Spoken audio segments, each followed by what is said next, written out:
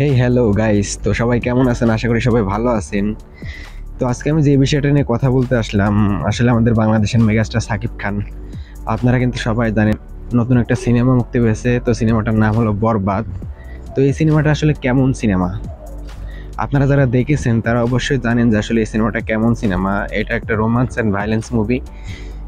তো এই মুভিটা বাংলাদেশের প্রেক্ষাপট হিসেবে আমার মনে হয় এর আগে কখনো এরকম ধরনের মুভি আমার মনে হয় না যে হয়েছে। তো আপনারা এই বিষয়টা দেখে হয়তোবা বুঝতে পারছেন। আমি হয়তোবা মুভিটা দেখিনি, কিন্তু আপনারা যারা দেখেছেন তারা বুঝতে পারছেন যে আসলে এই মুভিটা আসলে কেমন মুভি। তো এই মুভিটা এক কথায় ধরতে গেলে আপনার বাংলাদেশে বসে আপনারা তামিল মুভির ভাইবটা পাবেন এই মুভিটা দেখলে।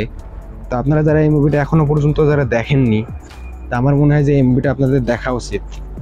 কারণ বাংলাদেশে এই ধরনের মুভি আপনারা যদি না দেখেন, তাহলে নেক্সট টাইম আমার মনে হয় না যে কখনো এরকম ধরনের মুভি আপনারা কখনো দেখতে পারবেন।